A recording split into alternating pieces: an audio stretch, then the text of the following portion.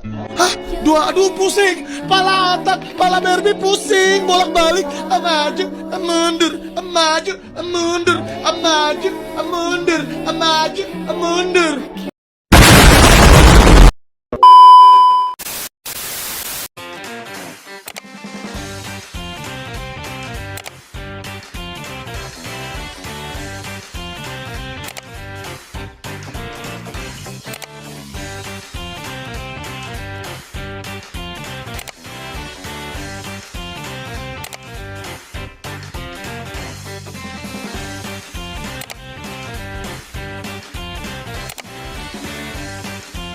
Assalamualaikum warahmatullahi wabarakatuh. Halo teman-teman.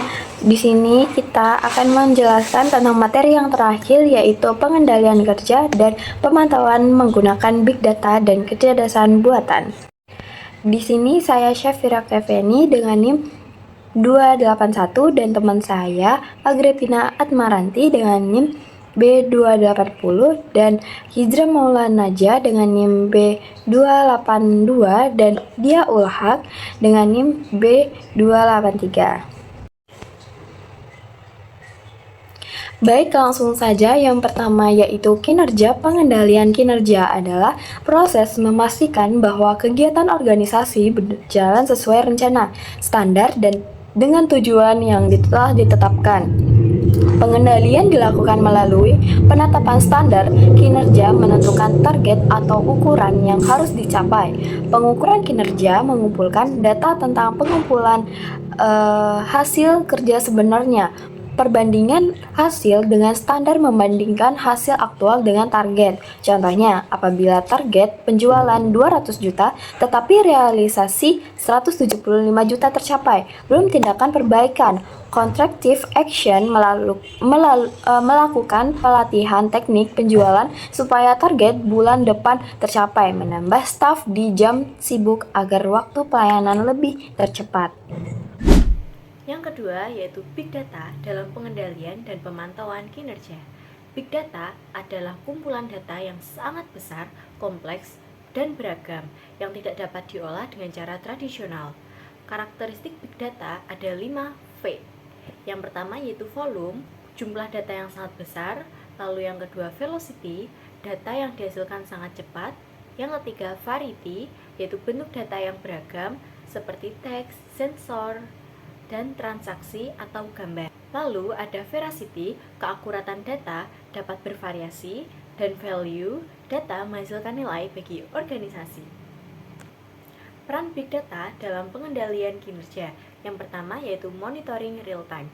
Organisasi dapat memantau kinerja pegawai, mesin, proses produksi, dan layanan pelanggan secara langsung atau real time. Contohnya, dashboard yang menampilkan penjualan harian, tingkat kehadiran karyawan, atau performa mesin produksi. Yang kedua, pengukuran kinerja yang lebih akurat. Data besar memungkinkan evaluasi kinerja berdasarkan fakta dan bukti, bukan opini. Misalnya, analisis efektivitas kampanye pemasaran melalui jejak digital. Lalu yang ketiga, prediksi masalah dan penyimpangan. Big Data digunakan untuk early warning system, yaitu mendeteksi pola penyimpangan sebelum menjadi masalah besar. Contohnya, sistem mendeteksi penurunan produktivitas karyawan sebelum target bulanan gagal dicapai. Nah, yang keempat yaitu penentuan KPI yang lebih relevan. KPI atau Key Performance Indicators adalah ukuran kunci yang digunakan organisasi untuk menilai apakah kinerja mereka sudah sesuai dengan tujuan yang ingin dicapai atau belum. Nah, ini dapat disusun berdasarkan pola dan hubungan dalam data. Misalnya, perusahaan retail menetapkan KPI yaitu waktu respon pelanggan berdasarkan data interaksi digital. Nah, selanjutnya adalah kecerdasan buatan dalam pemantauan dan pengendalian kinerja. Jadi sebelumnya kecerdasan buatan, artificial intelligence atau AI itu apa sih? Jadi kecerdasan buatan adalah teknologi yang memungkinkan sistem komputer meniru kemampuan berpikir manusia.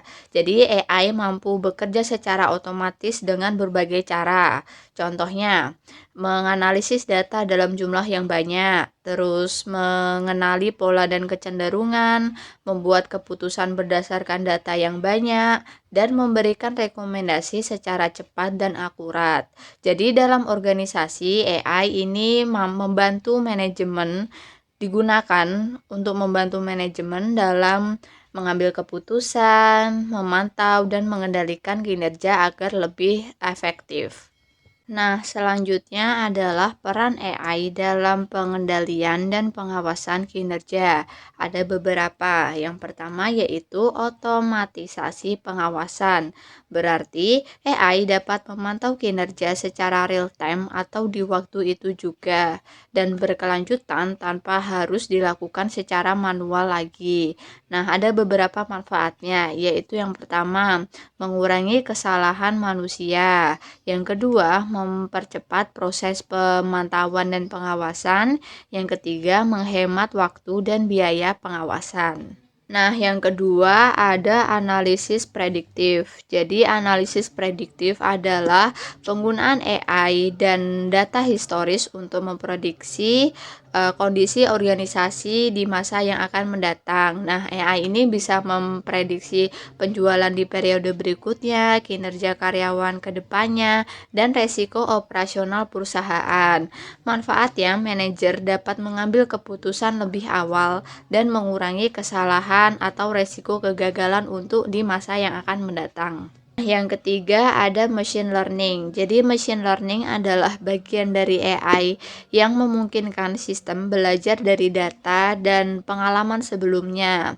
Dalam penilaian kinerja, machine learning dapat mempelajari pola kinerja setiap karyawan dan menilai kinerja berdasarkan data nyata seperti kehadiran, output kerja, dan kecepatan merespons karyawan. Jadi sudah tidak perlu menggunakan sumber daya manusia, tetapi hanya dengan AI kita bisa mempercepat dan mempermudah pekerjaan manajemen.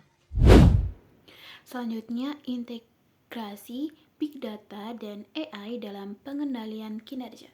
Big Data dan AI saling bekerja sama dalam membantu organisasi mengendalikan kinerjanya. Big Data berfungsi untuk mengumpulkan data dalam jumlah yang besar dari seluruh aktivitas organisasi seperti data produksi, absensi karyawan, penjualan, dan pelayanan. Data ini masih berupa data yang mentah. Kemudian AI berperan untuk mengolah dan menganalisis data tersebut. AI mampu membaca pola, membuat prediksi, serta memberikan rekomendasi atau keputusan secara otomatis.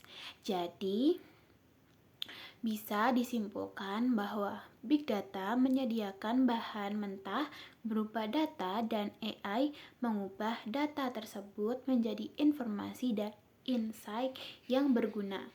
Contohnya, perusahaan menggunakan sensor IoT untuk mengumpulkan data produksi. Data ini lalu dianalisis oleh AI untuk memprediksi kerusakan mesin sebelum terjadi. Nah, selanjutnya ada manfaat pengendalian dan pemantauan kinerja menggunakan Big Data atau AI. Yang pertama ada pengawasan lebih akurat. Big Data dan AI mengolah data dalam jumlah yang besar, sehingga hasil pemantauan kinerja lebih tepat dan minim kesalahan. Yang kedua, ada pengambilan keputusan lebih cepat. AI membantu manajer mendapatkan informasi dan rekomendasi lebih cepat berdasarkan data yang nyata. Yang ketiga, meningkatkan efisiensi kerja. Proses pengendalian kinerja sekarang lebih otomatis sehingga bisa menghemat biaya, waktu, dan tenaga kerja. Yang keempat, ada mendeteksi masalah lebih awal. AI dapat memprediksi penurunan kinerja dan resiko sehingga dapat dicegah sejak dini untuk mengurangi resiko kegagalan di sebuah organisasi. Jadi bisa dicegah lebih awal terlebih dahulu. Baik, selanjutnya yang keenam, tantangan dalam penggunaan Big Data dan AI. Terdiri dari 5, yaitu yang pertama, privasi dan keamanan data. Yang kedua, ketergantungan pada teknologi. Yang ketiga, yaitu kebutuhan pelatihan dan kemampuan digital. Keempat adalah biaya investasi awal yang besar, dan yang terakhir yaitu resiko bias algoritma jika data tidak berkualitas. Contoh penerapan Big Data dan AI dalam dunia nyata. Yang pertama, di perbankan. Di perbankan, AI digunakan untuk mendeteksi transaksi mencurigakan atau penipuan secara otomatis. Sementara itu, Big Data digunakan untuk menganalisis kinerja teller dan customer service seperti jumlah transaksi dan kecepatan pelayanan.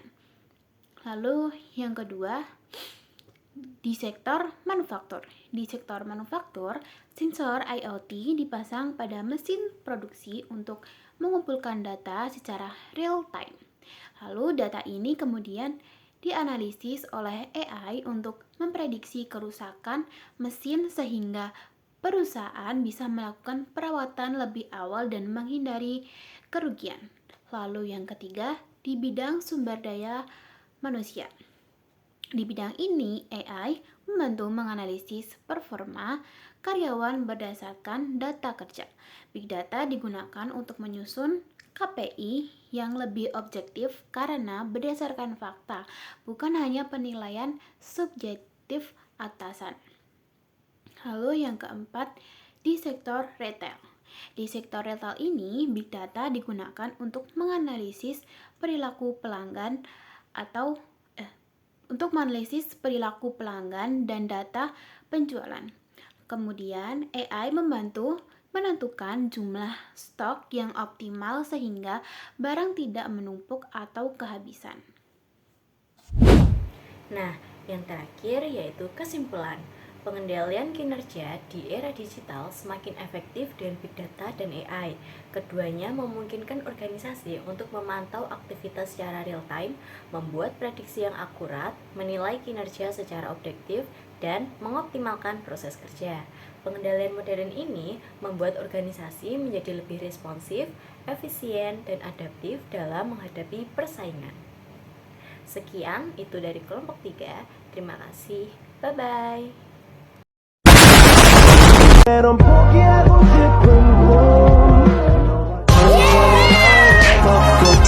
Until